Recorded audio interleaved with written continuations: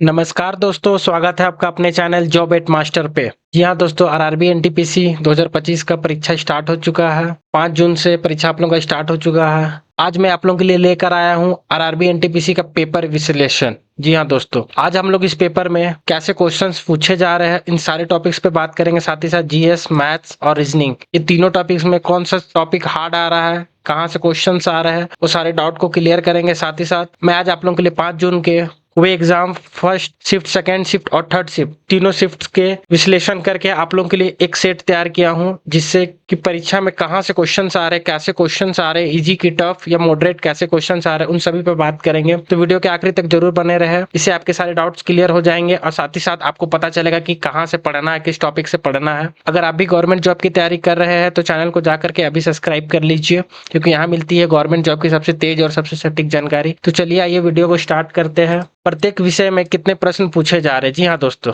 इन सारे टॉपिक पे आज हम लोग बात करने वाले हैं।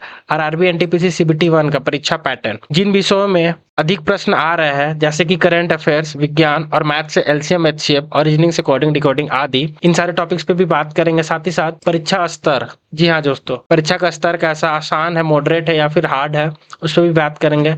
और तैयारी का सुझाव ये रहेगा, महत्वपूर्ण विषयों पर ध्यान केंद्रित करने की सलाह। जी हाँ दोस्तों, अब आप लोगों के पास बिल्कुल और बिल्कुल एग्जाम में जो पूछे जा रहे हैं उन्हीं टॉपिक्स को ज्यादा से ज्यादा पढ़ने की जरूरत है, जिससे आपका एग्जाम क्लियर हो सके। अगर सबसे पहले अगर हम बात करें कि प्रश्न विश्लेषण की, सामान्य जागरूकता, जैसे कि जीएस से क्या क्या क्वेश्चंस पूछे जा रहे हैं, तो करंट अफेयर से आपके 10 क्वेश्चन पूछे जा रहे हैं। जी हाँ दोस्तों, अगर हम बात करें करंट अफेयर की तो 10 क्वेश्चन पूछे जा रहे हैं। तो सबसे इंपॉर्टेंट टॉपिक आपका करंट अफेयर हो जाता है। और इतिहास से आपका, हिस्ट्री से आपके 5 क्वेश्चन पूछे जा रहे हैं। और वैसे ही भूगोल से आपके ज्योग्राफी से 2 से 3 क्वेश्चन पूछे जा रहे हैं। और विज्ञान से 7 से 8 क्वेश्चन पूछे जा रहे हैं। और पॉलिटी से अगर बात करें 2 से 3 क्वेश्चन पूछे जा रहे हैं। मैं आप लोगों को और भी बताऊंगा कि किस किस टॉपिक से जीएस से क्वेश्चन बन रहे हैं। और स्टैटिक जीके की बात करें तो 7 से 8 प्रश्न आप लोगों को इसमें पूछे जा रहे हैं। जी हाँ दोस्त, मैं आप लोगों को आगे बताऊंगा कि किन किन टॉपिक से क्वेश्चन आ रहे हैं, करंट अफेयर में किन टॉपिक से आ रहे हैं, इतिहास से किन टॉपिक में आ रहे हैं, ताकि आपको आसान हो। मैं डायरेक्ट क्वेश्चन भी ला सकता था,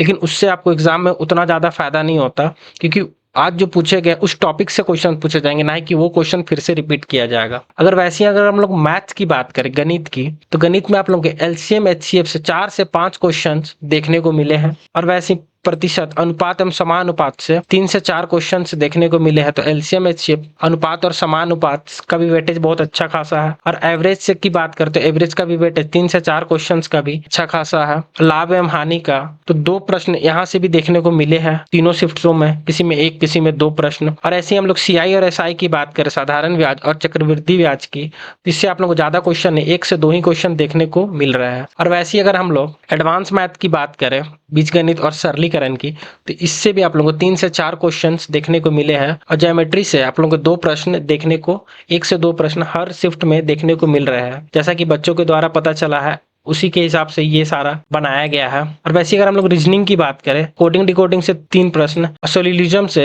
1 से 2 प्रश्न, और रक्त संबंध जैसे ब्लड रिलेशन से भी आपको 2 प्रश्न देखने को मिल रहे हैं।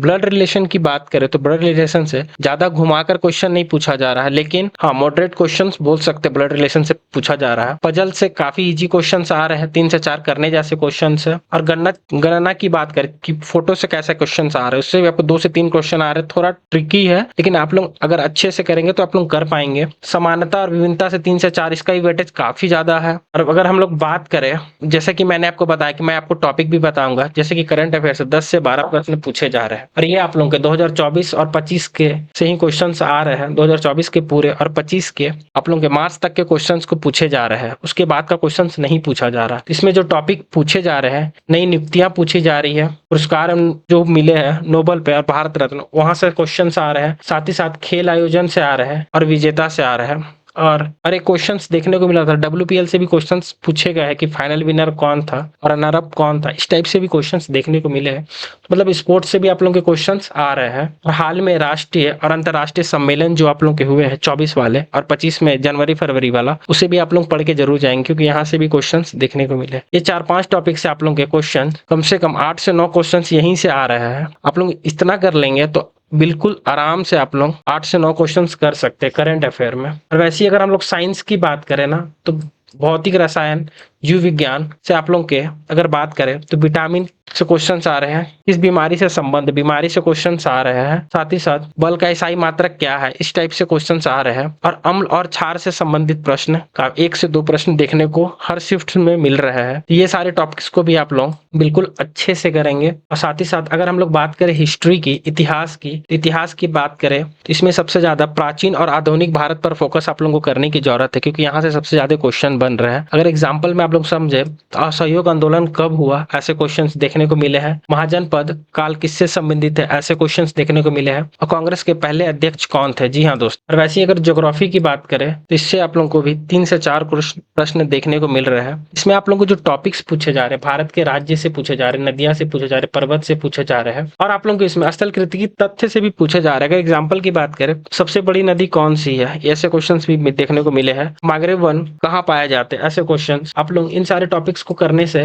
आप लोग के भूगोल से 2 से 3 क्वेश्चन बिल्कुल आराम से कर पाएंगे। अगर आप इन सारे टिप्स को फॉलो करते हैं और साथ ही साथ ऐसे करके टॉपिक को कवर करते हैं तो आप लोग ज्यादा से ज्यादा जीएस में क्वेश्चन कर पाएंगे। और अगर हम लोग पॉलिटी की बात करें तो इसमें सबसे ज्यादा प्रश्न जो देखने को मिले हैं, आप लोगों के मौलिक अधिकार से प्रश्न को देखने को मिले। आप लोग मौलिक अधिकार बहुत ही अच्छे से करके जाएंगे। साथ ही साथ डीपीएसपी से भी आप लोगों को प्रश्न देखने को मिले हैं। और संविधान निर्माता, संविधान का निर्माण किसने किया, कब हुआ, ऐसे भी क्वेश्चंस देखने को मिला है। और इसमें अगर आप लोग क्वेश्चंस की बात करें तो संविधान सभा की पहली बैठक कब हुई थी, ऐसे डेट वाइज से क्वेश्चन पूछ लिया गया है। और अनुच्छेद 370 किससे संबंधित है, इससे भी क्वेश्चंस पूछने को देखने को मिले हैं। स्टैटिक जीके की बात करें तो इसमें आप लोगों को 3 से 4 प्रश्न ही अभी तक हमारे पास आ चुके थे, ज्यादा इसमें से देखने को इस बार नहीं मिल रहा है। लेकिन आगे आने वाले शिफ्टों में ऐसा हो सकता है कि इसमें प्रश्न को बढ़ा दिया जाए। इसमें आप लोगों को जो पूछे जा रहे हैं महत्वपूर्ण पुस्तकें, त्योहार और देश और मुद्राएं से क्वेश्चंस देखने को मिली है। जैसा कि आप लोग समझ सकते हैं गोधन किसने लिखा,